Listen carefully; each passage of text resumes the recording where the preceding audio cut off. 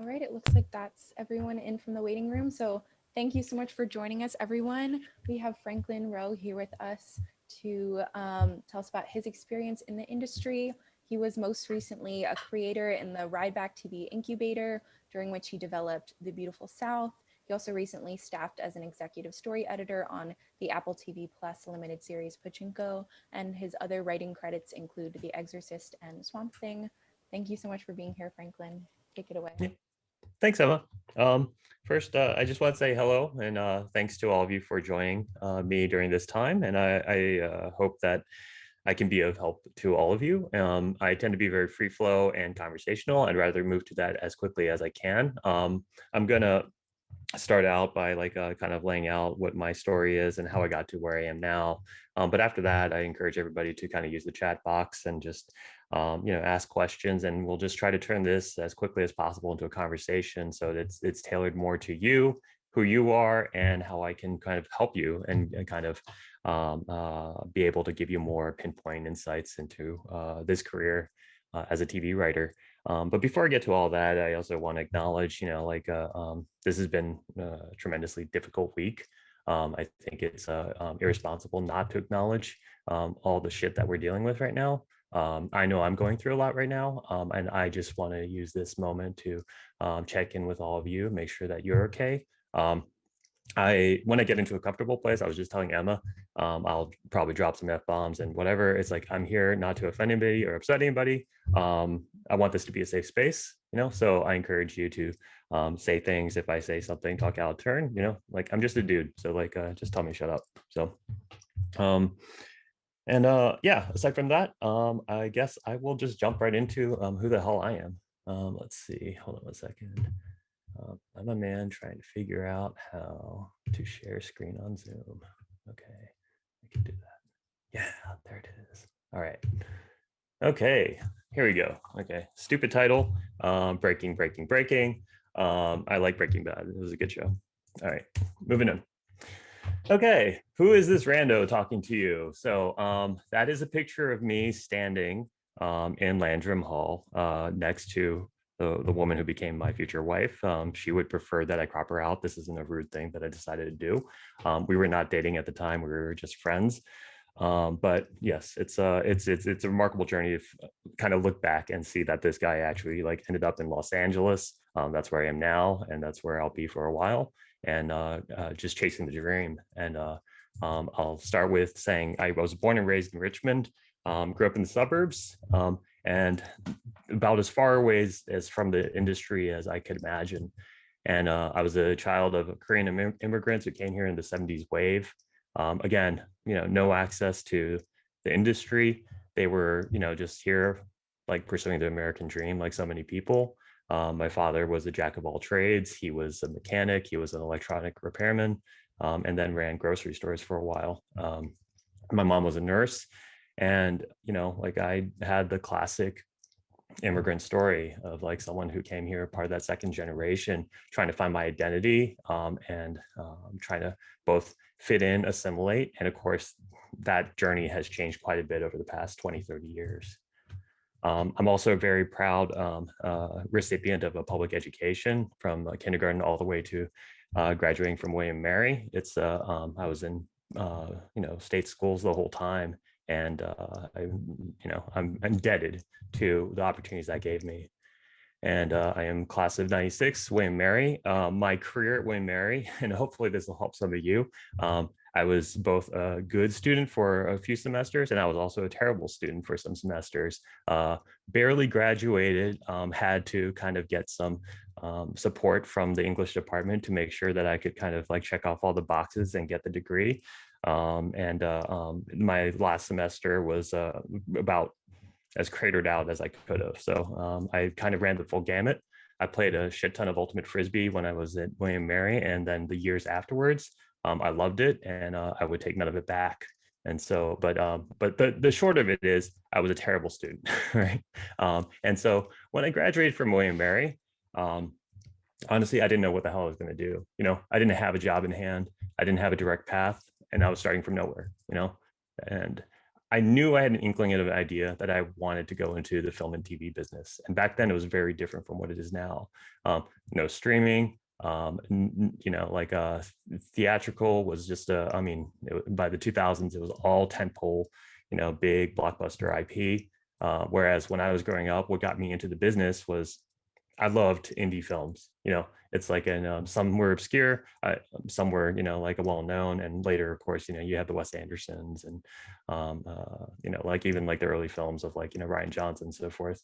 But that's where my love was, like the classic Sundance films, and then also international cinema. And I was like, I want to figure out how to get to that. So I had no connections, I had no roadmap, I had no mentors, and the one thing I had was I had nothing to lose. So I figured, what the hell, right? So I started basically without a job, without any access, and I moved back to Richmond where my mom was after college. And I started out, and my first break-in was just an internship at the Virginia Film Office. For those who don't know, it's the Virginia Film Office is a subset of the Board of Tourism, and so it's designed to try to like draw business and productions to the state. And so through that, I got, like a couple of like small PA gigs, got to be on a set. Again, I was just exploited as free labor is basically what it was. And, but I got a sense of how it all worked, right? And that was valuable in itself. And while I was doing that, I also discovered that VCU offered classes in production and making films. And that was honestly some of the best education I ever got because, when I was coming up, I had no access to camcorders. I didn't have any equipment. I had no money. I was broke. And that was just, the classes were cheap. There were some really great people there at the time, and I was really lucky for that. A couple of people who went on to greater success at the time was a couple of my classmates were Rick Spears, who's a successful graphic novelist and is now developing a series for TV. And then Macon Blair, who's now become a pretty well-known actor and filmmaker in his own right. So that was just kind of the weird happenstance of being there at the time I was. So while I was there, I made a couple short films, and both of them taught me a whole lot about just like how filmmaking worked, and one of which would eventually come in as like an important calling card to getting into film school. So from there, I went to New York, and that was where my dream was. It's like the idea of going to LA was abhorrent to me. I thought LA was this vapid, shallow place and sprawling, and I didn't know a single soul who lived there. But New York was like, like the land of dreams for me back then. It was where all my heroes were: Spike Lee, Jarmusch, all the great filmmakers were there. So I figured that's where I've got to be. And I knew NYU and Columbia were kind of like cultivating the kind of filmmakers that I aspired to be. So I took some screenwriting classes at NYU. I audited them because, as I mentioned before, I was broke as shit. And so I didn't know like how I was going to navigate my way forward, but it basically put me in some sort of community and kind of learned how it all worked. I applied to film school with those with those two films that I had mentioned before, and was rejected at that time, and it was discouraging. But you know what? And you've probably heard this before, but it's just like getting rejected and used to it and just overcoming it and moving past it is such a critical part of just your future success. It's just basically just remember that like a no now is just a no now. It just sets you up for, just all the no's that are going to come later. So while I was in New York, I basically, I still don't know how I found some of these jobs, because it's, again, that's the question I think I get a lot, is just sort of like, well, where do you find jobs? How do you get these opportunities? And they're all kind of random. I mean, I think there's actually more access to it now than there ever has been. And I did find out like through just a random friend who I was subletting from, like this list of like different jobs that were available at the time. And one of them happened to be assistant to a director for this feature film. And I just I just knew I needed some sort of job, and I busted ass. And it wasn't even for that job, actually. When I think back to it, it was actually for a script supervisor job on a feature. But I was hungry enough and I had nothing to lose. So I just said, hey, I'll do anything. And somehow I ended up as the director's assistant. And that's where I probably learned the most when I was in New York. That director happened to be an AFI student, or had been, and then it came up in the era, like his classmates were like the Aronofskys of the world. And so that's where AFI first landed on my radar. So And so I was making my way. I did a couple odd jobs, and while I'm doing this, I'm doing all sorts of other jobs just to stay afloat. It was basically the equivalent of like driving Lyft at the time, except I was working in law firms, and it was fine. It paid. But then 9/11 happened, and I was like, okay, I think I'm pretty much done with New York. So my plan was a shitty one, but it worked. I applied to the American Film Institute into the directing program, and I got in, and I went to Hollywood. So I was at EFI for it's a 2.5 year program, and they have different programs there, like for directing, writing, producing, etc. And I knew it was exactly the vibe I wanted, and it was my 2.5 years there were fantastic. It was a great way for me to get in. I'm not a big believer in film schools necessarily because they're inordinately expensive. In my case, it worked out because I could make the money work at the time, and then it also, like I said, I didn't know a single soul who lived in LA, and I was ready for a change. So that's what brought me out here. And coming out of film school, it's like, like I had two thesis films that, like both did well, went to a lot of different festivals. And I thought, I'm going to be this like, like hotshot director. And it's going to come easily because I just assumed that that was going to be the path forward. My plan at the time was, okay, I'm going to write this feature, and then it's like, then get financing for it. I'm going to go make it and basically follow the model that like it still exists today for indie cinema, right? But I didn't really have access to money. I didn't have access to like the kind of people who could help me get it made. And on top of that, I also was, like the writing process is a really hard one, and I knew it's like I had to improve my discipline as a writer if I was going to get to where I wanted to go. And during that time was probably this extended period of wandering. And I'll talk about this later, but it's both the best years of my life, but it's also probably the worst years professionally. I was coaching Ultimate Frisbee at the time. I was very involved with the USC Women's Ultimate Team. I loved it. I grew a lot. And towards the tail end of that, I became a dad. And that also changed everything. While this is happening, everything had shifted in the business. Like what I didn't know what was happening when I moved here is that the feature business was radically turning upside down. Indie cinema was definitely not as easy to make as it used to be. And things were essentially bifurcating on the feature side. You either had to make giant movies that made tons of money, and that usually meant IP, or you had to make super small micro budget films, and it's like there wasn't a lot in between. And the kind of stuff that I wanted to do was definitely in the in between. So, but while this is happening, TV's on the rise, and I probably was a few years late to recognize this, but I decided, okay, I need to learn a lot more about this. And I took some classes at UCLA Extension due to a friend's advice. And that was one of the best decisions I made. It's very cheap. I met some great people, and that led to some other opportunities. So while I was there, I wrote my first pilot, which got some attention. I got into a film independent fellowship, which also helped based on the strength of one of my thesis films. And then just, totally random opportunity. And there's a much longer story that I can tell some other time. But the short of it is like there was a job posting for an assistant job. And at that point, I was a dad. I'd been a stay-at-home dad for about 3 years. And I had no idea how the fuck to get into the TV side of things. But so I was ready to just say yes to anything, And so, and I'm older at this point, I'm not like, just out of film school or just out of undergrad. And I took the job, and that changed my life. And that was 2013. And that led to a series of assistant gigs. From the Assets, I went to the Madoff miniseries. And from there, I got on the second season of the show called Legends, which was on TNT. And then it was just, again, after that, job. And then eventually I ended up on The Exorcist. The Exorcist is the job that really gave me my break as a writer. Working as a script coordinator and as a general assistant was really valuable experience, especially when I worked on Queen of the South, because I got to sit in the room, I got to learn a lot from other writers and also expand my network. But when I got to The Exorcist is when they first, like, they saw me as a writer, they read my samples, and then they gave me my first freelance, and that was in 2016. Once I got that, I was definitely on a different trajectory, and I had a lot more confidence that I could actually do this and kind of have a semblance of an idea. I knew what the hell I was talking about. And they also told me that if they got picked up for season 2, that they would try to staff me. It was not a guarantee, but that was kind of the basic gist of what they said. And they, and I learned enough at that point to realize, we'll see if these things happen or not. People talk a lot. Delivery is a different thing.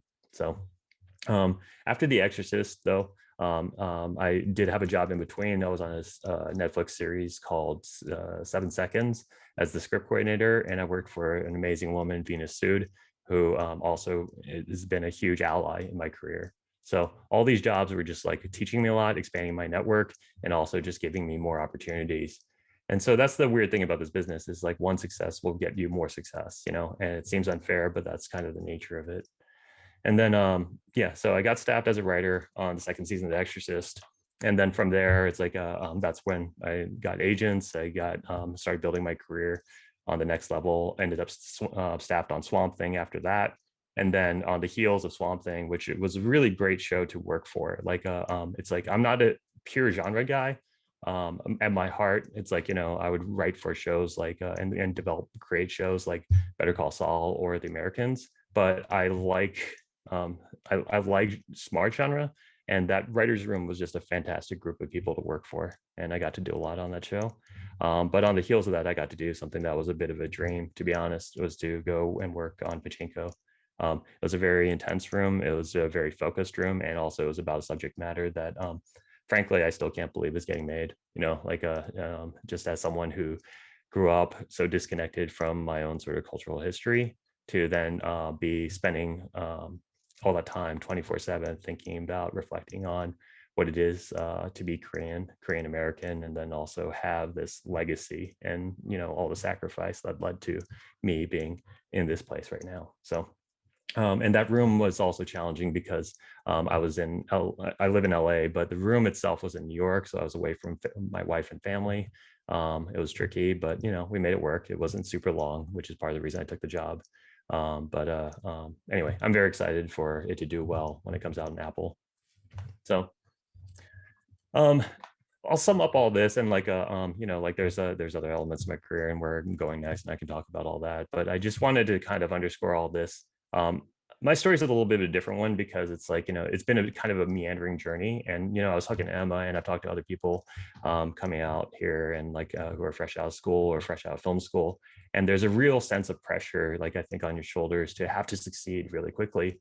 And I think it's good to be motivated and be focused and try to be driven.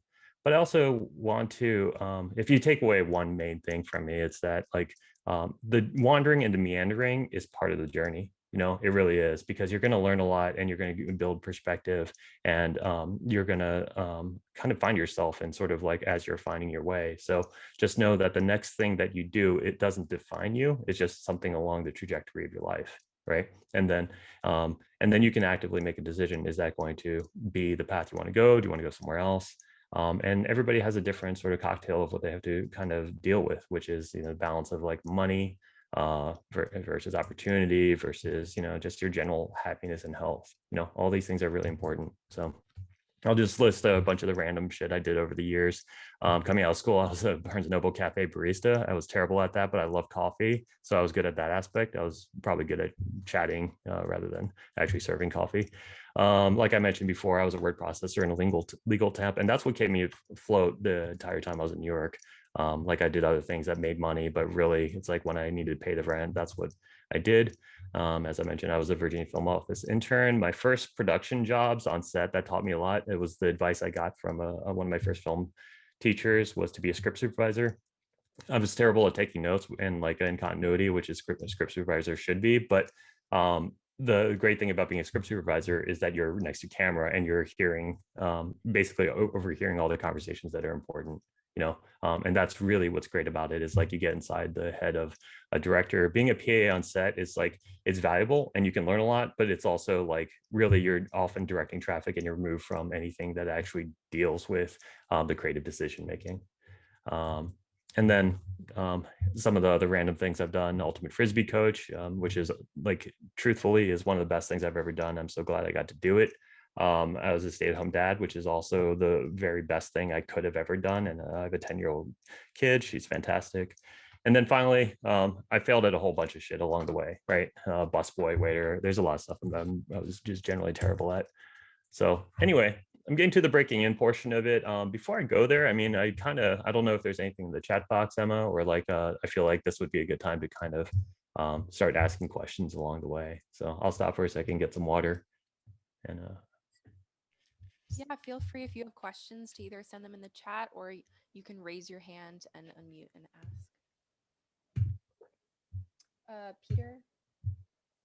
Yeah, I was curious because I see like Pachinko, The Exorcist, Swamp Thing. Like, as a writer, do you think it's more challenging to write for TV or movies when it's based on an existing property? Like, do you think there's less creative freedom? Do you think it's more restrictive? Like, how does it compare to like starting fresh with something? that's a great question. And I think it really depends on who you are, right, as a writer. I personally think one of the hardest things to do successfully is breaking story. Breaking story is the whole process of just like, well, what are the actual beats of the story? How are you going to outline it? And that's a lot of the work itself, you know. In terms of your question of like, you know, like, is it creatively stifling to have something that exists? Well, A, that depends on the material, and B, the reality is it's like the process of working within the studio system, because everything that I'm talking about really addresses the studio side of things. And this is also true to a certain extent in the indie film world, but it's different. Your creativity is going to be stifled for a lot of other different reasons, right? Because it's like everybody has to answer somebody, everybody has a different boss, right? And some of those things, frankly, are actually good, you know, like being constrained in certain ways, or like being tight on budget, or, you know, like having to figure it out is actually really great for creativity if you embrace it. As you know, but I don't know if I'm answering the question, but it's like I like that I've gotten to work on some of this IP. Like, obviously Pachinko is like something that really resonated with me. Um, would also very much like to work on things that are original. You know, for me, it's all about balance. And certainly the things I'm working on right now, they're a mix of things. You know, like the thing I did in the Ride Back Incubator is a purely original idea that is relying on a lot of research, but it's certainly coming from an original place. And it's, you know, sometimes you get what you ask for. I wanted to work on something that was very freeing, but it's also just like debilitating thinking about like, my God, it's like I can do anything. And it's just like fucking, it's like it's a gigantic world, you know. And that itself can be very daunting. And then you just, then all of a sudden that piece of material that you can at least have like constrain you a bit seems really appealing, you know.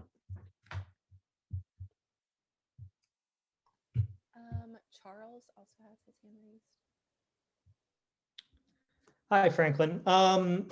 I was curious. You talked a lot about how big an impact the schooling you had at different times had on your career, and I'm curious whether you feel similarly now, like for a writer, whether attending these different kind of post-grad classes and stuff is essential and really sets you apart in looking for a TV writing gig, or if just being out in LA and among all the people in the action is just as good as being there getting classes and stuff.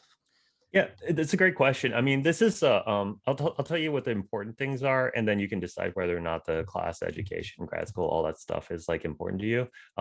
The institutions are irrelevant, to be honest. No one's going to look at your resume. Well, I mean, maybe if you go to one of the premier film schools, and really that we're talking about 4 or 5, right? Like the USC's, the NYU, AFI, UCLA. I mean, it's like, but really those are useful because they have built-in networks. You know, it has less to do with somebody sees that on the resume and just like, oh, like, well, you're definitely in, you check a box, you know.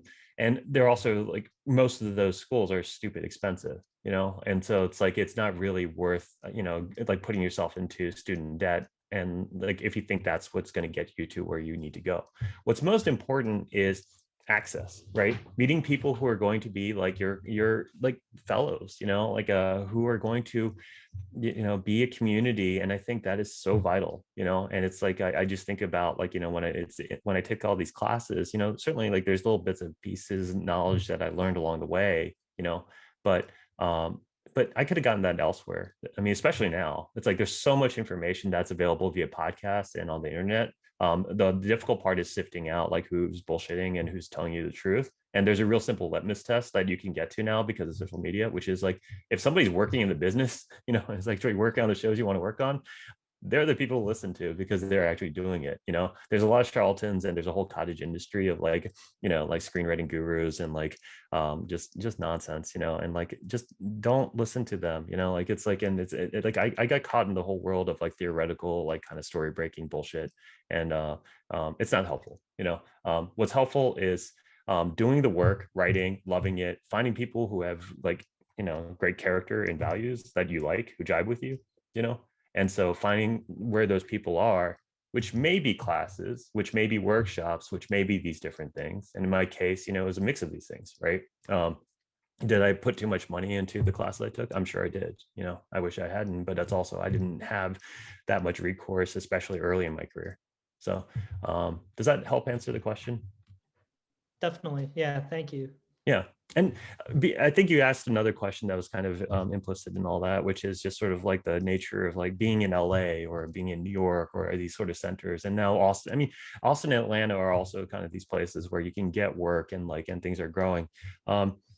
You got to do you, first of all, what's right for you in your life at the time. And some people I know are just like, I love these places. I love the South. I love Atlanta, and if that works for you, then do that. I did have absolutely zero regrets about like the years I spent in New York. I'm glad I lived there. I'm glad I was there. And when I was ready to move to LA, I was definitely ready, and then I hated LA for the first 5 years. It took a while for me to like kind of come to terms with this place. And then once I loved it, I loved it. I mean, this is home now, I can't imagine being anywhere else now. But wherever you are, it's like, especially if you're really ambitious and want to get in on the studio side, and I'm speaking to a lot of that, you need to be in a position where all these little breaks, like basically me getting that first opportunity on the assets, that comes just because it's the right place, right time, and totally like walking ass backwards into a good situation, right? And so the question is, well, where is that most likely going to happen for you? Now, all things equal, there's no better place than LA, right? Because there's just like the size of the business, the number of people you can meet, the number of places that you feel like, oh, I'm just comfortable, like the kind of jobs you can get, all those things in volume. I mean, it's like nothing's close, not New York, not Austin, not Atlanta. So that's kind of the long-winded answer to your question. Great, thank you. Any other questions before I kind of just go through my janky slideshow? All right, janky slideshow it is. All right, so let's see. Breaking in, where to start? Yes, anywhere you can. That's right. So any job that's going to teach you something and pay, it's like, I mean, there's kind of an adage, I think, like people say at different levels of the game, which is do one for them, do one for you, and that's kind of actually a good rule of thumb. It's like, and again, like everyone's cocktail is different, right? Because I don't know what kind of money you're coming from. I don't know what your general skill set is in discipline. I'm coming to you as somebody whose writing discipline sucked. Like I was, when I was alluding to being a terrible student, is like I was notorious for turning in papers like super late, right, and not hitting deadlines. That's kind of a bad one if you want to be a working writer. So you have to believe in deadlines and you have to meet them. And then the discipline of writing itself, like it's like, certainly I was good in bursts, but it's like to do it as a vocation, it's like it was a long journey for me to get to where I am, right? And then also it's like I didn't come from money, so it's like figuring out like what I could do for money. And luckily, my wife is somebody who believed in me and worked hard and was able to kind of like make things work, and like we worked as a team. We were able to scrape by, and so it was like it wasn't that easy. Now, on some level, I think it's better that way. I know a lot of people, especially when I went to film school, I mean, there's a whole lot of trust fund babies, and it was like that was a whole world I didn't really understand. And they get in there, and it's like, and some of them are great, and some of them have been wildly successful, but others are just not motivated and like don't have the hunger, And in this business, having the hunger and the drive and sustaining that is really important. So. and having humility, I think, is important. But I don't know. It's like they're wildly successful people who have like giant egos, and that's just the way it is too.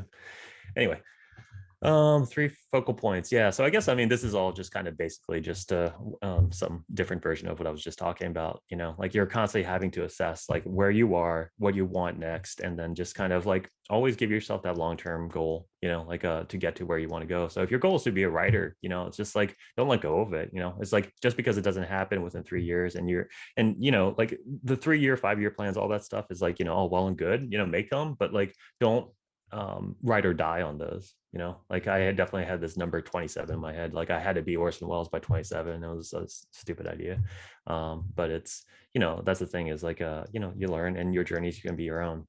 So yeah, and I've mentioned before productive wandering. It's like it's such a vital thing. Like and I say this, and I'm going to tie together the I've referenced, and it's such a dorky thing, but like having been an ultimate frisbee coach for 5 years, I got to meet some of the most amazing people, like seriously, like coaching them, and I'd learn more from them than I was able to teach them. And during that time, it was a low stakes environment where I could honestly figure out a lot of stuff that I need to learn, which is how to be a more effective manager and communicator, and then do it in a place where there was a lot of love and support. And it's like and it's not a coincidence. It's like the moment when I really started to love Los Angeles was when I found this community, and really invested in it and just started giving back to it. And the nature of writing and the entertainment business can be so individualized, and it definitely gets you in your head.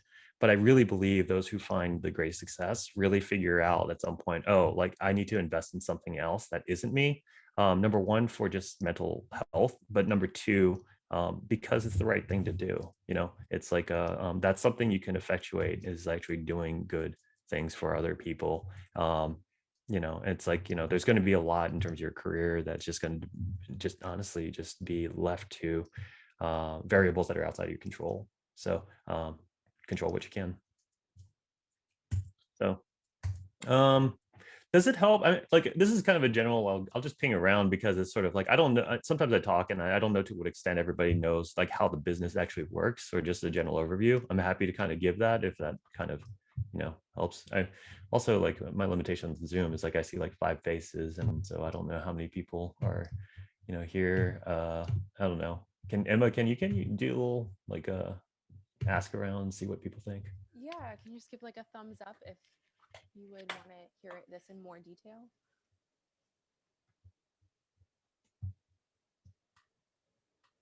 Yeah, we're getting a couple thumbs up from what I can see. Yep. Okay. Yeah, I'll blitz through this really quick. What I know mostly right now is the studio side. The independent side of the business is really kind of falsely independent, because a lot of what's driven, and when I think of indie, it's like I think of like the Nomadlands now, or like Minari, or like anything by A24, Annapurna, like all those sort of studios. Those are really just like that itself is kind of a micro studio, like all those films, and certainly that's a field that I very much want to get back to. And it's like I'm like writing the properly scaled feature and then trying to direct it is like certainly a path I want to explore and go, and that's done in this sort of like pseudo indie space. And there definitely still exists like a super independent world. It's really hard to make a living. Most people don't know the stories. I mean, there's tons of them. And I know some because they're my colleagues, where people go out and max their credit cards out, or like find financing and do a legitimate way, make a feature, do the whole festival run, and that feature doesn't see a dime for them. It's like they're still figuring out how to pay their rents, and just struggling. But if that's what you want to do, like that's certainly an avenue. It's just a lot of work. It's even more work, I think, than to craft a career on the studio side.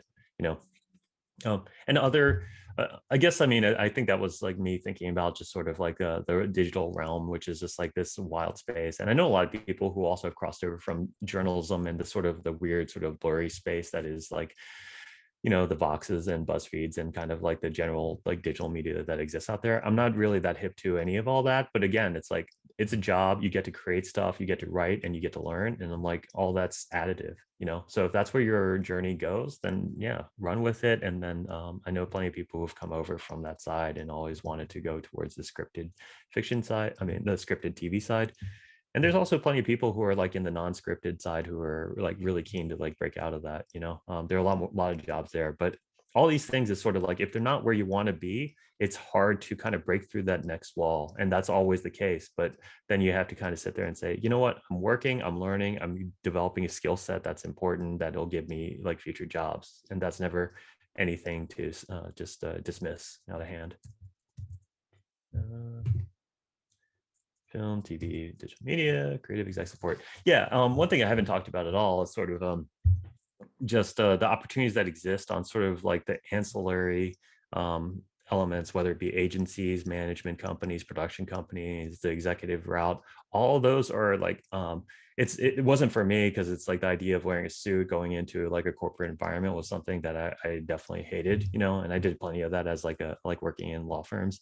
And I like as a 20 something, I was just like never going to do it, and I would have failed at it too. It was like, I mean, that's part of the problem, is like they wouldn't have me. So but it's also, I would say, like, and some of you might have already like heard this, but like agencies are a fantastic place to learn a lot about how the industry works, and it'll help you figure out how to navigate, how to like find your breaks and craft your journey a little bit more directly. A lot of people go there, work on the assistant desk. And again, these are not easy jobs to get either, but like, again, you just have to like cast all your bottles out into the ocean, and then like, and then run with whatever is available to you. But, like agencies are the crossroads of the business. So it's like, that's where people hear about some assistant gigs, like for directors, for writers' rooms, etc. And it's a great way to be there, but it's a stressful environment. It's demanding, and it's the burnout rate is super high, and the pay sucks. They're trying to fix that. The assistant pay is a whole separate issue, and I can talk about that too if you guys have questions about it, because I know a fair amount about that side of things. But I do think it's a really great learning experience, and if you can do something like that, that is a hell of a lot more valuable than going to film school or taking a bunch of film classes. So. The production route is actually like, we'll start there, like with a general sort of, I think a lot of people, and I'm guessing a lot of you are interested in that because it's cool to be on set and learn. But those also, like, depending on what departments you end up in, can also be sort of, like I said before, if you're in one side of things, like if you're an unscripted TV, or if you're, like working for like a website, that's not where you want to be. That can happen on productions as well. Like if you're working in, like art department, or if you're working in the various things that aren't that linear path to where you want to be, it can feel like, yes, it's a job, and it's great. It's fun being on set. I mean, that's where my first love was. But it's also, the burnout rate is also very high, and it's also it's difficult. But if that's the path you want to go, I fully recommend it, because you'll learn a hell of a lot. The main creative positions everybody's interested in, of course, are the writer, director, producer, actor. And those roles, I mean, I can talk more about that if you don't know what they are, but, I think most of you probably have a good sense of that. The other major creative decision makers are the heads of department, your cinematographers, production designers. Those two specifically are super valuable positions, and and are great career paths as well. And finding great ones are super valuable. But that's also a journey as well. And I mentioned the executive stuff. Yeah, and I'm one of my, like one of the things I hope for is like this is where honestly a lot of the business is going to shift a lot in a good way. It's like there's not enough diversity in the executive ranks, and they're the decision makers. It's one of the things I'm realizing and learning more about is, sometimes I'm in a meeting and I try to pitch out an idea, and they have no idea what the fuck I'm talking about, because they don't have the same sort of like cultural understanding. And I think that's changing, because I think there are people who are trying to do better and understand better. But there's also a lot of like, the old guard who is just like, we want to see this shitty like procedural like run for like 20 seasons on, whatever, name your 3 letters.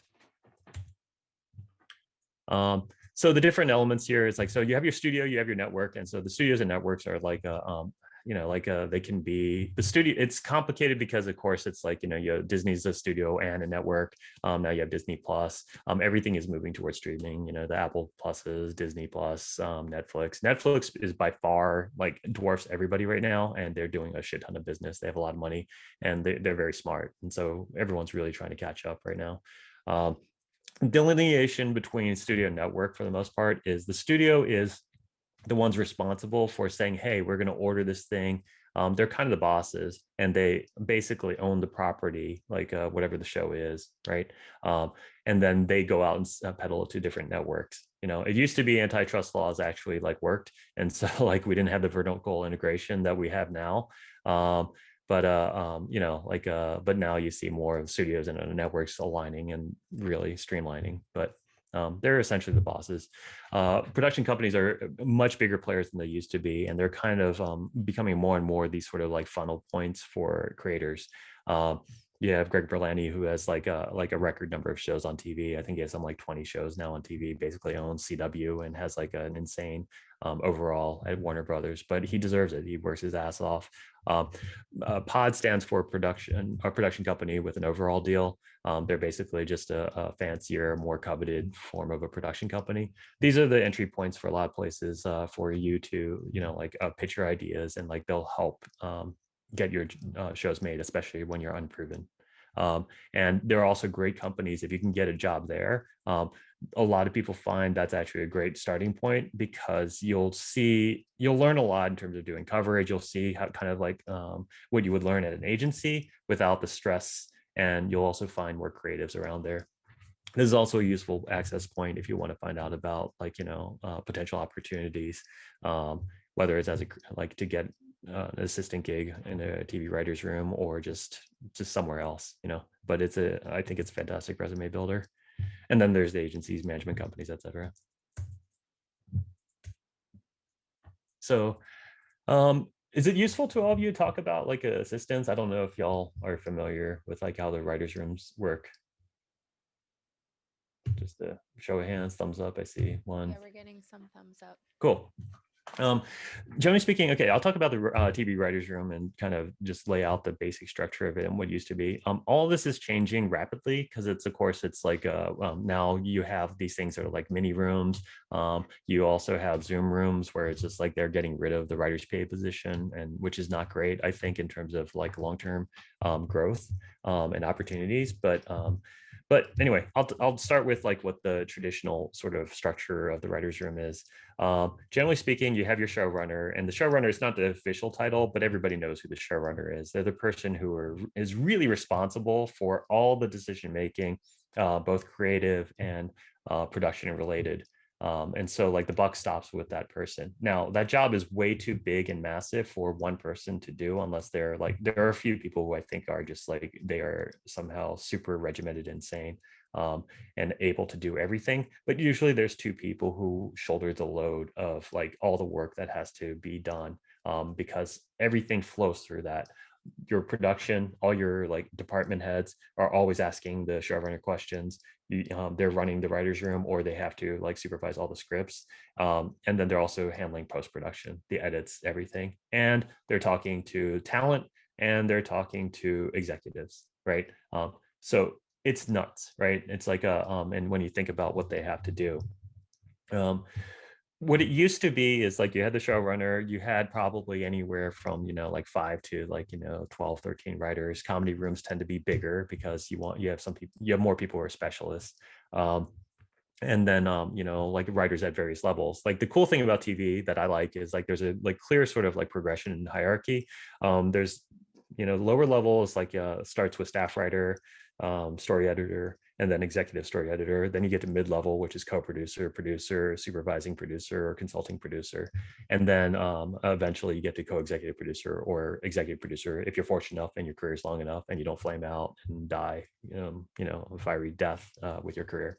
So I'm at that point where I'm trying to get to like, a nicer, cushier title, a nicer paycheck, and also just be able to do the kind of shit I want to do. So The writer's assistants, the support staff, generally speaking, consists of the writer's assistant, who is there primarily to take notes, and also in really supportive rooms, they can pitch ideas. It's really hard. I don't know how some writer's assistants do it. Like I've done some of that work before, and it's like the common style of doing like the writer's assistant job is to basically do straight dictation, and you do that for like anywhere from 8 to 12 hours, and you're cleaning up notes at the end of the day. So it's a demanding job. It's underpaid, but it's an incredible job to get if you can get it. And there's when people are promoted, it's usually from the writer's assistant job. The script coordinator that's the job I did most as an assistant. It's a kind of a wonky position, but it's a valuable one. It's the person who's responsible for essentially formatting and also taking care of all the scripts, and then liaising with production so that like everybody's reading the same script or reading the same drafts and so forth. So you're kind of a traffic cop, but you're also somebody who at times is honestly having to write stuff for the showrunner because they're so busy. So, and then it also creates opportunities, and usually you're in the writer's room in the same office space, so you're learning from them as well, and you're connecting with them, and it also pays well. It's a very specialized job, so it's like if you get that and can do it, the good thing is you can it's easier to get subsequent jobs, which I found in my case. Like I think when I was a script coordinator, there's only like a 2-week period where I wasn't working, which is really fortunate. And then beyond that, there's the showrunner's assistant, which is someone who's primarily responsible for making sure the showrunner doesn't go insane. A lot of scheduling, and a lot of the value of that job, I think, is really understanding how that world works, and just how traffic flows for a showrunner. And then finally, there's the writer's PA. The writer's PA is primarily there to get lunch, and then also fill in when necessary, and also take care of office supplies and all that shit. But really, it's to take care of lunch, which is you'll discover is a way too valuable, and way too much of a point of conversation for writers. It's kind of dumb, but we all love lunch.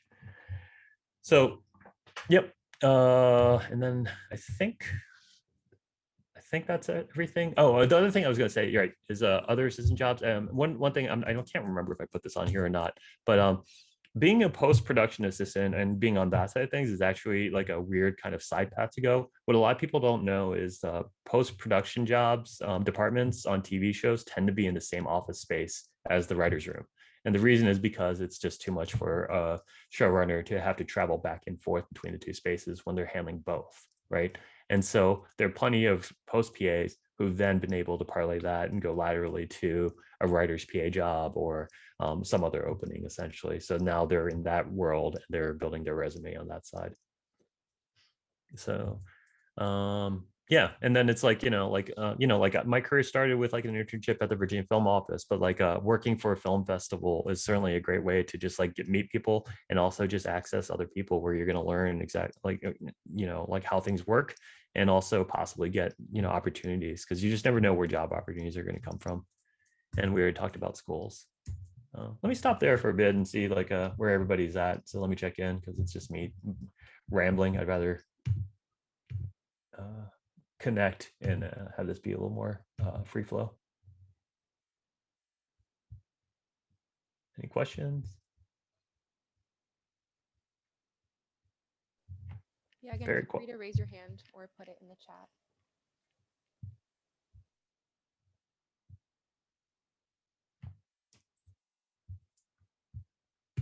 Very quiet. Okay, so I mean, I'll talk about like where I'm at right now, and maybe that'll be helpful. But a lot of what I just talked about was really on the staffing side. So like staffing is great because of course it's a great way to learn and also just make a good check, right? You get on. It used to be if you had one staffing job a year, you're covered, right? The basic, I mean, just to talk just simple numbers, if you're a staff writer right now, you make 4,000 a week, and the deals are generally speaking 20 weeks for your basic contract. So you're making 80K a year. You don't get a script fee that first year unless you negotiate it. If you have reps, then you're giving out 10% or 20%. So like the money dwindles really quickly. But it's like if you're thrifty, you're going to be able to do okay. once you advance and you get to mid-level, then you're making a lot more money. So and then you're much more comfortable. What's changed is that there are a lot more mini rooms now. So you have these short orders, which are these shows that are like 4 to 6 episodes, or they'll only order a few scripts, like they'll order scripts 2 and 3 other than the pilot, and then the room only goes for however long. It's harder to make a living because you're going to need to string together 2 or 3 of those jobs in a year to really make ends meet, you know. I saw a question pop in. How many rewrites does a script go through and how many never make it to an outlet? Oh, that's a great question. Let me answer that once I kind of address this development versus staffing thing, because it really depends on what you're talking about. Anyway, going back to the staffing thing, it's like the nice thing about it is there are those jobs out there. It's a good living, and it's again a way to kind of elevate, find more people to connect with, especially for future development. Just kind of prove yourself essentially as a writer, you know. I know in my case, it's like I've gotten to work on like some cool shows and different studio execs. And so that's opened different kinds of opportunities for the work I'm trying to do. Development is where, I mean, that's where the dream is, right? The difficulty of development is there's less of a guaranteed check at the end of the day. That's where you're creating your ideas and trying to launch it. For example, I have a pitch right now I'm going to take out to producers, and with the idea being they'll help refine the pitch and then try to assess the marketplace and then go out to a studio or a buyer, which is the networks, and then try to sell it. And then from there, it's just, if you have something amazing and you have the right auspices around it, then it's like, then you can go straight to series. And then all of a sudden, like you go from being, you know, like a nobody to like having a show on TV. So that's kind of the direct path. The reality of development is it's like very few of those shows will get made. It's really hard. It takes long, and it's also there's the amount of guaranteed money that exists isn't nearly.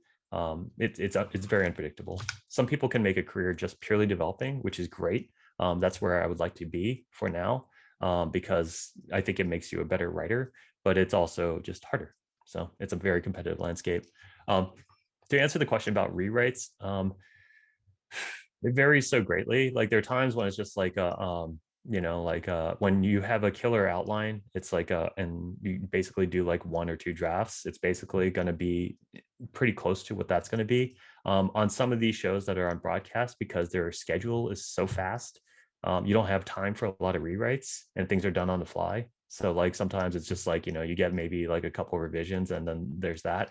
But with streaming and like a lot of these sort of prestige premium shows, you have more time. And so and if there's a lot writing on that show, then it's like the number of rewrites can be as much as you can imagine it to be, especially in development. Like it can get, there's a much more complicated answer to this question, but the answer sometimes is like you could do like 50 rewrites on something, and you know, and then dies. You know, you just never know.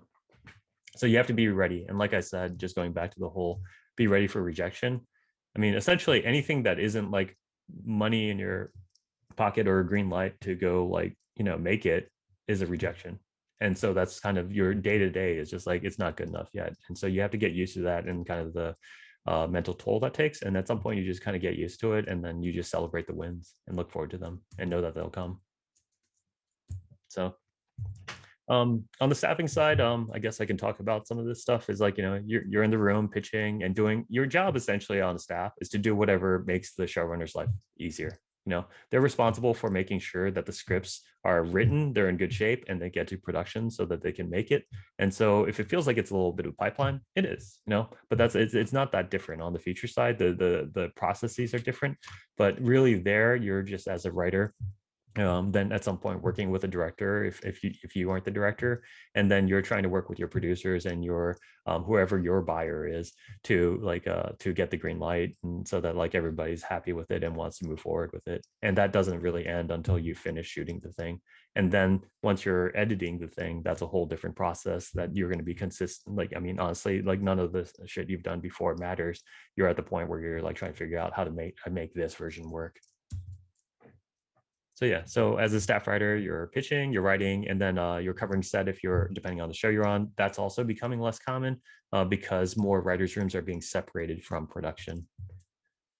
And then you're managing others as you kind of get more experience and your title bumps up. So I'll pause there and like I have some rando advice, but it's again, I'd rather like tailor it to whatever your needs are and questions are. I see Lexi raising her hand. Hi, Lexi. Hey, Franklin. It's good to see you. Thank you so much for being here. This is really cool. I was just gonna ask, and I know we've talked about this before, but you're pretty good at explaining it.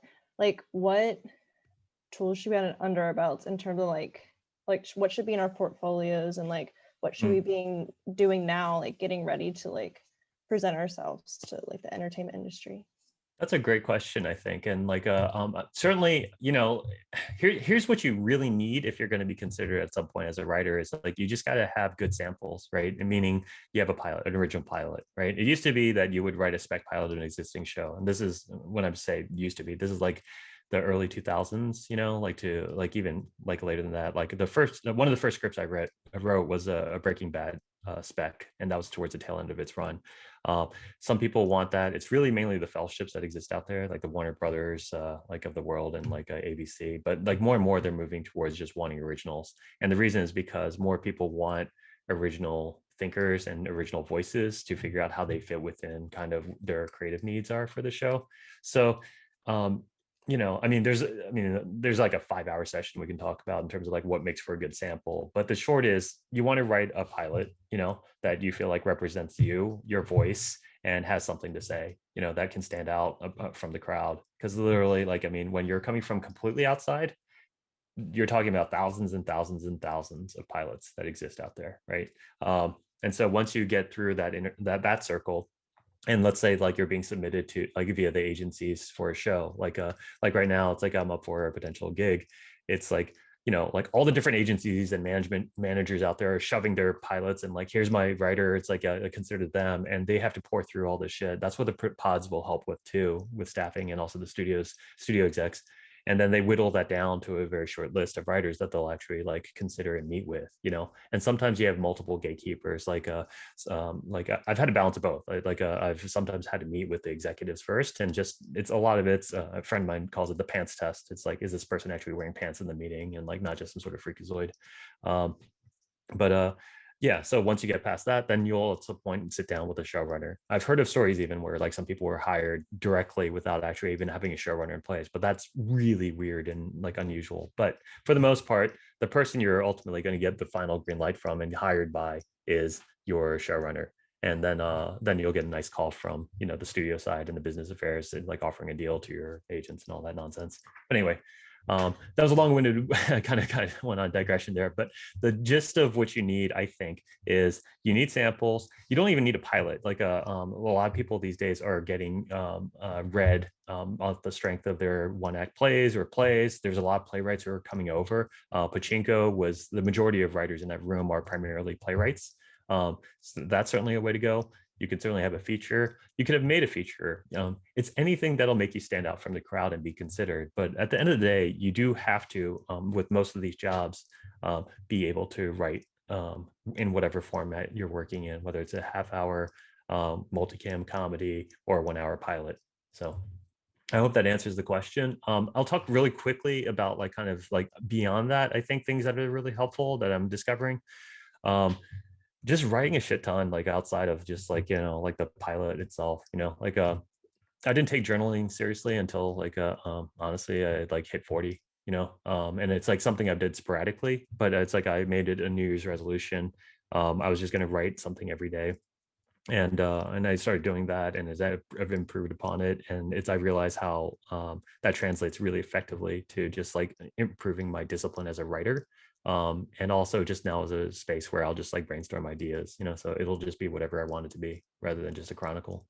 But doing things like that and just like appraising like kind of honestly what your strengths and weaknesses are, I think is really, really important, you know. So like and for me it's always been just sort of like, what can I do to like, you know, like win the day against procrastination, internet distraction, I mean, and now has been an insane time, you know, like it's like there's so many rabbit holes, and it's just like it's basically your rabbit hole du jour.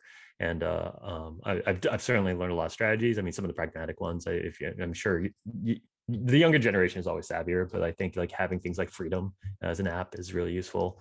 I'm one of the only people who preaches on the hill of this app that is, I think, kind of defunct now because I don't think they update anymore.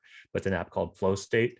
It's literally like you set an interval for how many minutes you're going to keep typing, and then if you stop typing for 3 seconds, it erases it all. And so it's like it works to my psychology because it's just like you just have to produce words, and it's like and for me as as a classic overthinker, I think I just have to sometimes just unplug and just barf like just characters on the screen, and that's the starting point. So I hope that it helps or answers some of what you were asking or hoping for. Yeah, definitely. Thank you so much.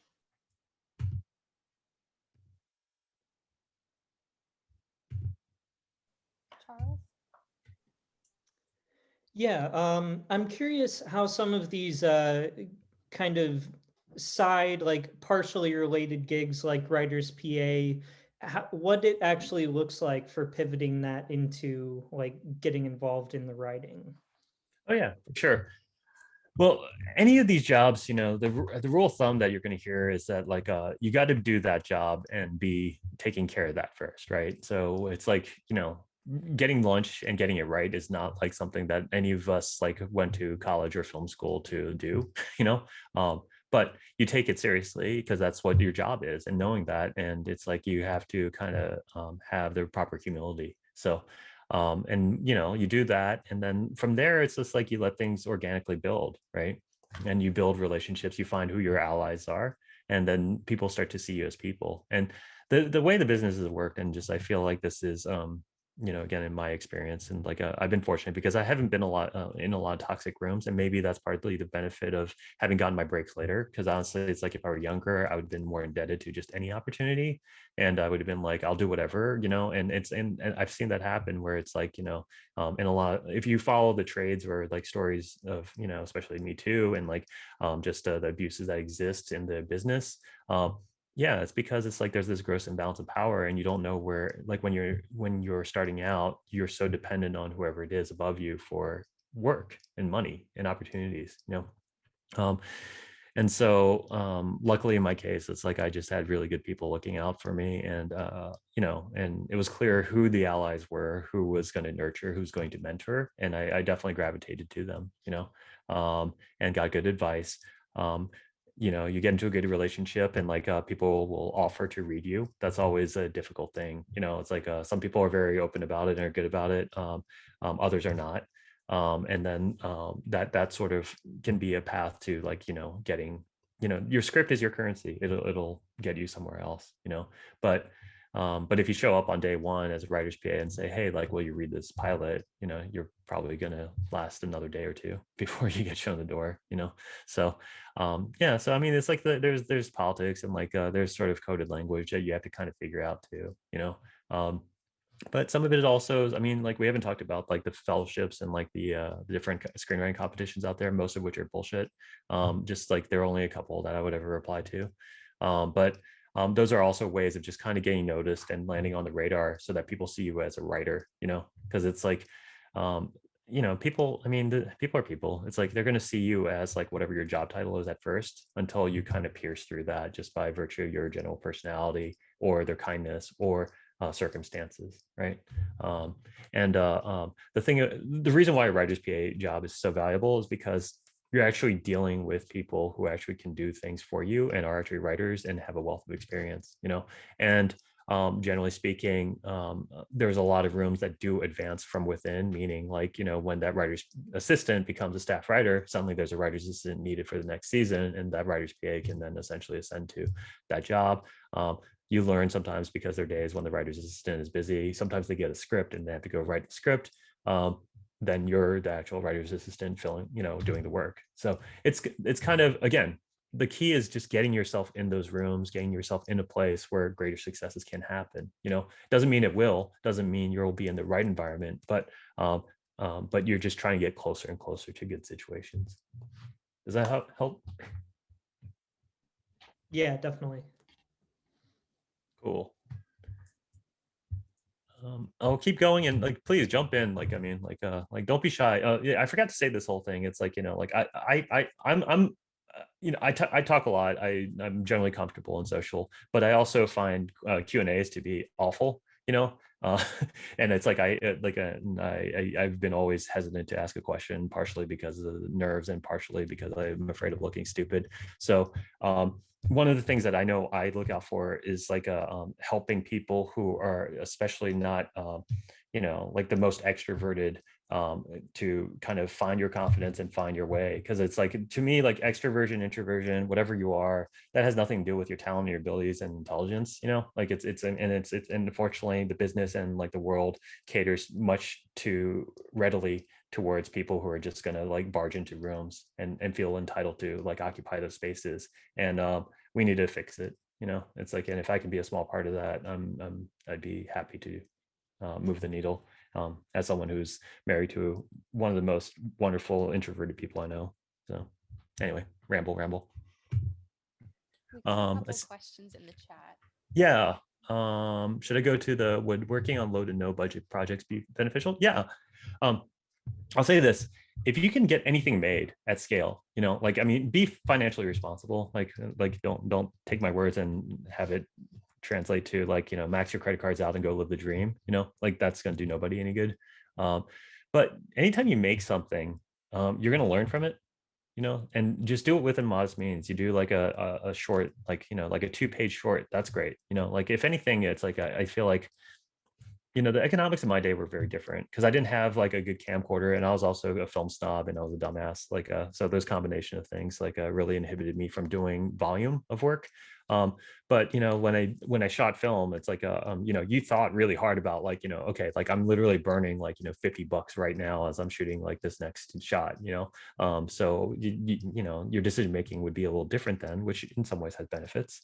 But you know, it's like I would say like if you can make anything for as cheaply as possible, that just gets you to like make something and then focus on the content of it as opposed to like, am I doing something that looks like the next, you know, like end game, you know? It's like you're not gonna compete at that level, you know.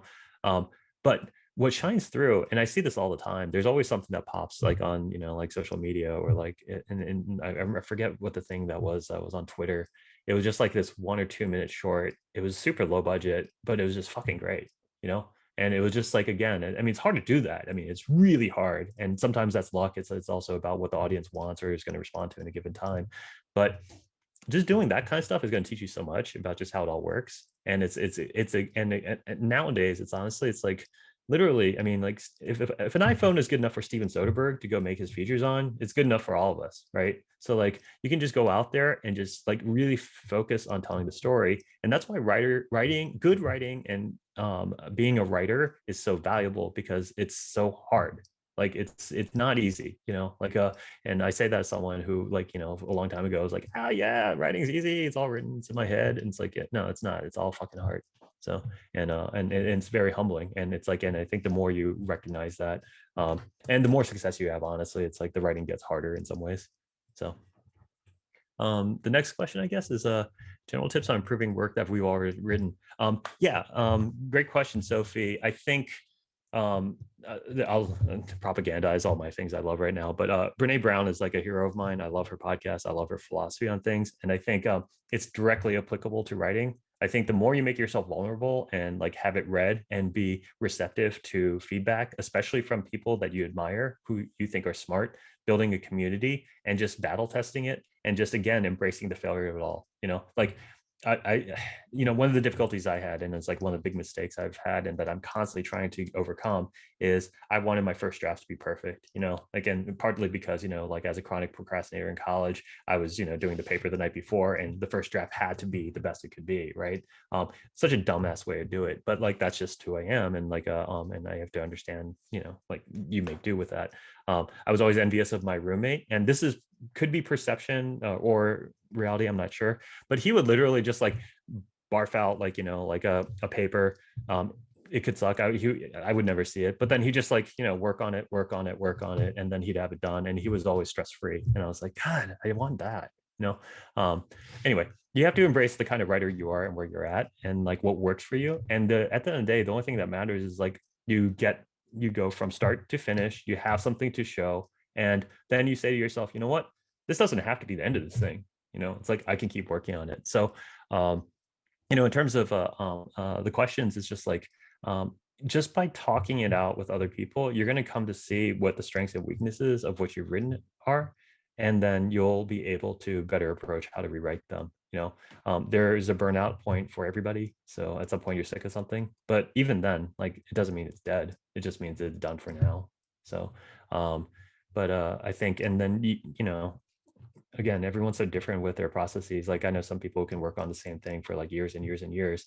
I think in general, I think it's good early on to have a balance of things so that you're working on different things and moving on to the next thing. Like, once you get a draft or two done, put it aside, work on something new, just to like flex your brain a little bit and go in a different direction, especially when you're learning and you feel like you're not quite ready. It's a different thing once you're working for a studio and like you're at a place where you actually are beholden to other people. But until someone's paying you and it's your own time, just explore and have fun. It's like, it's supposed to be fun. It's not, but it's supposed to be fun.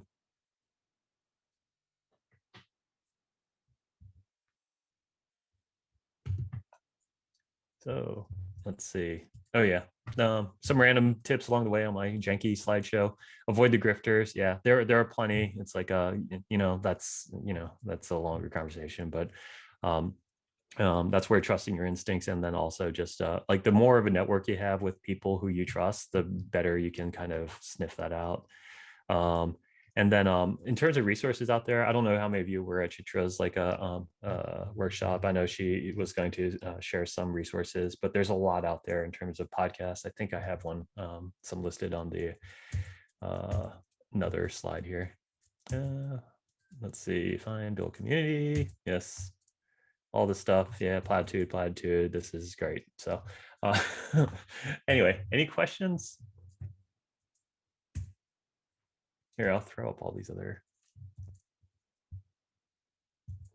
Friend just wrote Venus Maneater on Amazon's Kindle. Let's see. Okay, how do you go about getting a movie made? I mean, the truth is, I mean, that's such a big question. It's like in terms of getting anything made, it's really like there's no rhyme or reason. Like, any way you can actually get it made and like have it in the right hands of somebody who, like, ultimately it needs to go to somebody who can say yes or no, right? Or if you can't do that directly, then it's like, well, who's the person who can actually, like, you can get to that can then take it to somebody else who can say yes or no, right? And I mean, I hear different stories all the time. I mean, Lena Dunham's story is a famous one, and she hadn't done that much, but she had access and had like connections. So it's like it's not if you have connections and you can just jump right into those conversations, then you have a direct path that a lot of us do not. But like a good example actually of a show I just heard about is this person was working as an assistant, like right out of film school, and just got a job, just a normal job, working as an executive. That executive happens to be good buds with someone who is a very powerful showrunner, and so like they struck up a friendship and a working relationship, and like got to a point where it's like, oh, like, well, tell me about this thing that you're working on. And then all of a sudden, next thing you know, that show is being ordered as a pilot plus scripts to Netflix. So it's the simplest. I mean, there are super simple answers, which is simply like, he says, hey, I have this idea. Someone's super wealthy, they give him money, then you go make it. Then the question is like how you get distribution and do all the other shit on the back end. But like but I think there's a whole realm of creative thinking and innovating that exists in terms of content creation. So really, I mean, there are these traditional ways of going through things, and certainly I'm doing that. Like I use my reps and I say, hey, what do you think of this project and like this thing I want to take out? And they're like, oh, hey, we think that's a great idea, run with it. And then I take it out, I find a producer, and then we start talking about it, and then we try to put it, and at some point you try to put a package together if it makes sense, which means getting actors or directors or different talents involved, and then it makes it a more like less risky, more palatable project to take on and invest. I mean, you got to remember, it's like when you're picking up a show, you're talking about $100-200 million that someone's going to drop on you. So it's these are big decisions for sure. So I've thrown some resources up here. Some of these you might be familiar with, some not. For you directly, I mean, I'm here because I care about the school. I just loved my time at William Mary, and like, if you're interested in this field, if you're coming out to Los Angeles, I've been trying to do more organization to like coordinate people who want to get into the business and build a community. We're tiny, because I mean, like the number of like working TV writers I know that are from William Mary or that either work on as an assistant or as a working staff writer, maybe there's 10 of us, that I can think of. I mean, there might be more than that. Certainly there might be some off the radar, but that's about how many that immediately come to mind. But, I think it's growing all the time. And it's like, certainly I want, one thing I'm trying to do right now is work with the film and TV media studies department to foster more of a conversation between at least LA and Williamsburg. Any questions about the rest of this stuff? I definitely like all those podcasts. I definitely recommend. That's like that's honestly like just as good, if not better, than a lot of the film school education. I love going to AFI simply because AFI is a conservatory approach, so you're actually making films while you're there, and so and I was in the directing side of things, so it was like that's what I want to do is just get more reps working as a director. Yeah, that's basically it. But I'm here to basically chit chat with you and answer stuff like on a more individualized basis and help in that regard. I don't know what time it is because I'm losing track of where I am. Yeah, so I got another like 15 minutes or so. Yeah, thank you so much. Again, feel free to stay around and put questions in the chat or just unmute and ask them. But you can go since it's a little bit over an hour, but otherwise stay around for 15 more minutes.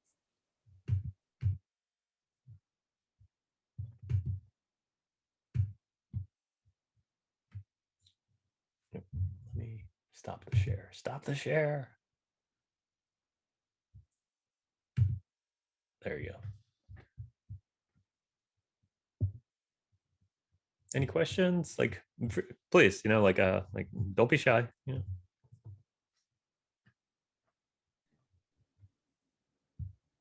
Yeah. Is that you, Lexi, raising your hand? Yeah, but if somebody, okay, I'll go real quick. Sorry. I don't want to take up too much of it, but I just was wondering if you could talk more about fellowships, because that's something I'm like more recently learning about and kind of interested in. So wondering what you thought. Fellowships, I mean, look, any opportunity that's a real opportunity that gets you closer to where you want to go is a good thing. And they certainly provide access. They're also very political. They're, a lot of people put too much energy and stock on those. There's a whole like, pathway there. They say they're equal opportunity. They're primarily diversity fellowships. Which is, I think, good, but it's a very complicated conversation because it's like right now what exists in the TV ranks and really across the board executives, feature side is there's people are trying to overcorrect the lack of diversity and representation across the board, which is great, but it's all kind of coming in like in a very short time frame and it's all crashing in at the lower levels, right? And so that's leading to a lot of like imbalance in how things like how jobs work and just access, et cetera. It's a very common thing to kind of ridicule out here. And I apologize if you're in this demographic, but if you're a white male and struggling to try to get your first staff writing gig, there's some people who are very frustrated and angry, which I understand in a vacuum, but then they're like taking it out as if they're competing against diverse writers. The reality is they're competing against other white dudes and aren't there yet because of lack of jobs, that there's only a finite number.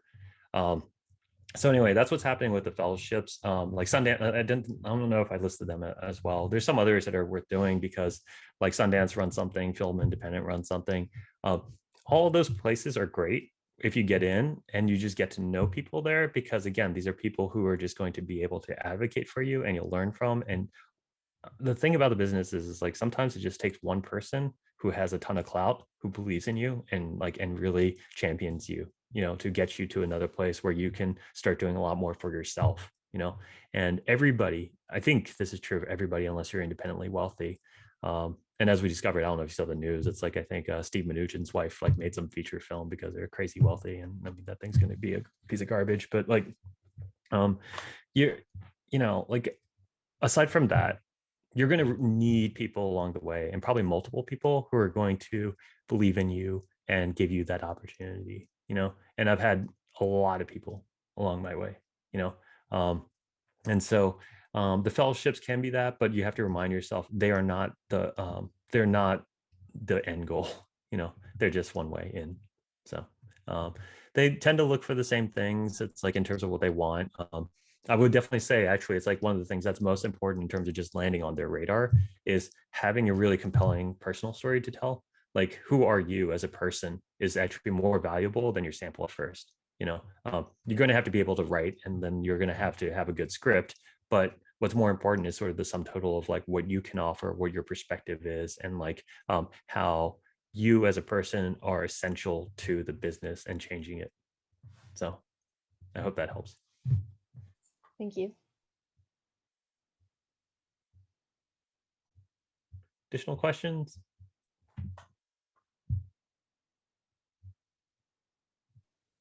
I'll ask one. When you're first kind of getting like these lower level writing jobs, how much control do you have over like the kind of shows that you can get on? Like, do you get to say like, oh, this looks really interesting, something I'm passionate about, or do you kind of just have to take whatever job you can get, even if it's something you're not actually that interested in writing about? I'll say more often than not, you're going to take what's in front of you, like it's and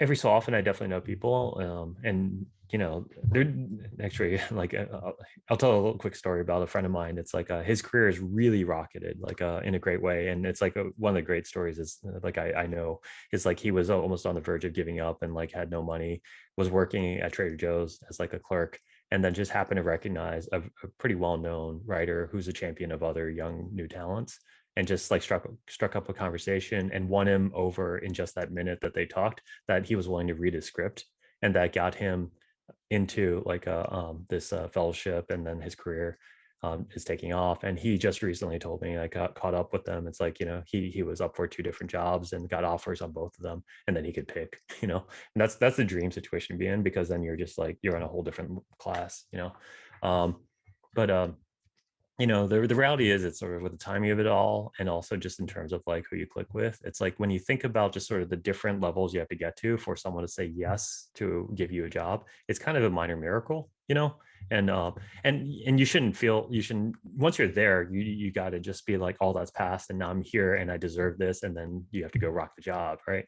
But yeah, it's like a lot of it's going to be determined honestly by the sample you write. So like, write the things you love. If you're writing like a half-hour comedy that's for like CBS and you hate that stuff, then don't write that, because it's like, if you're in that world, I mean, I picked that one for a reason, because it's like those are the most toxic environments traditionally. Not all of them are, but like there are a lot of famous stories about those rooms. But yeah, write what you love, and like and you have that be the way that like you can make a connection with somebody. And so, yeah, I mean, there's going to be situations like a friend of mine had to take a really shitty job that ended up being a super toxic situation, and he's just like, I got to suck it up and like make the money and then move on to the next one. And he got to the end of that gig, and he said, look, I had enough, and like they had an option on him, but he was just like, yes, I could make more money, but it wasn't worth it to him, and so he had to like he had to they were able to amicably part. Generally speaking, when you're a younger writer, it's like you're on like 3-year deals or 2-year deals, and they're all options and all this nonsense. Those deals can be broken, but sometimes they lead to kind of an ugliness if people want to be vindictive. So, but yeah, and and that this is a classic conversation. It's like, like once you're at a certain point, if you're lucky enough where you've had your second, third, fourth, fifth jobs, then you start earning your ability to say no to things, and so I'm at that place now where I'm like, and the only way is you talk to other people. I mean, I trust my reps, and so we all feel like I'm at a place where I can turn down or just not be interested in certain jobs, so I can focus on sort of keep growing my career in a certain direction and get closer and closer to the kind of things I want to do, and work with people who are going to be potential partners, and may also be excited by the kind of things I want to develop. So yeah, so I mean, this is it's a nicer place to be, but it's also, I don't know. I mean, I look back on like all the years when I was assistant, and I loved it. I did. And I was really lucky. Thank you.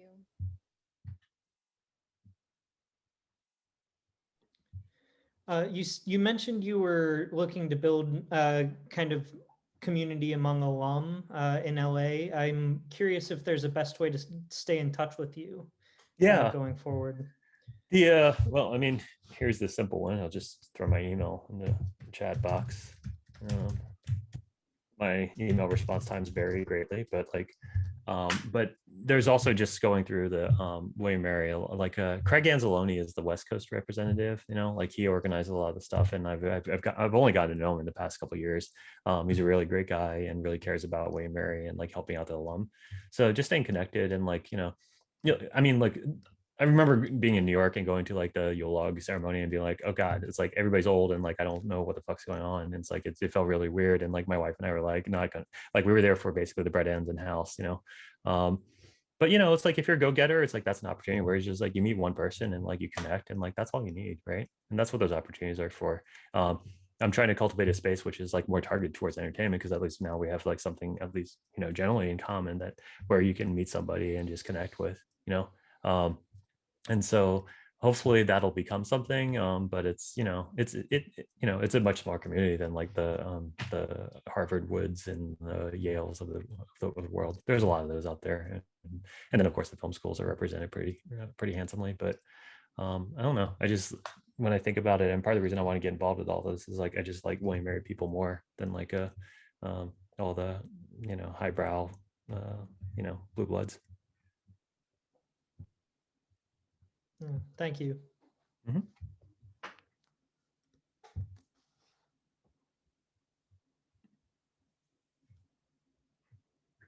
Awkward silence.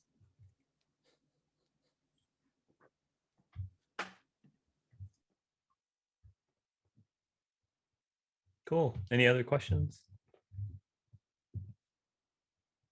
Yeah, and best of luck to all of you. I know it's like because I don't know all of your backgrounds. Those of you who are students in school right now, just hang tight. You guys are going through an insane time, and it's like I think my hats are off to you because it's like obviously nobody wants this for like their college experience, and I'm certainly seeing that through my kid who's in 5th grade. But it will end.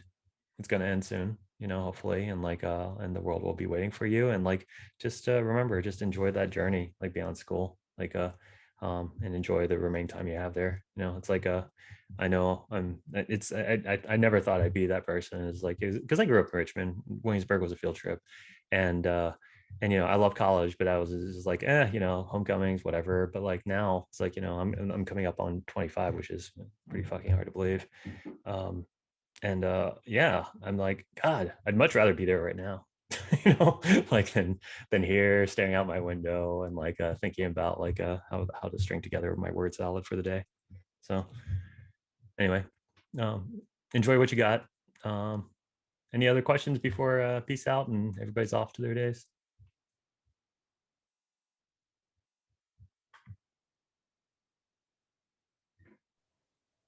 Well, thank you so much for being here, Franklin, and for all your helpful information.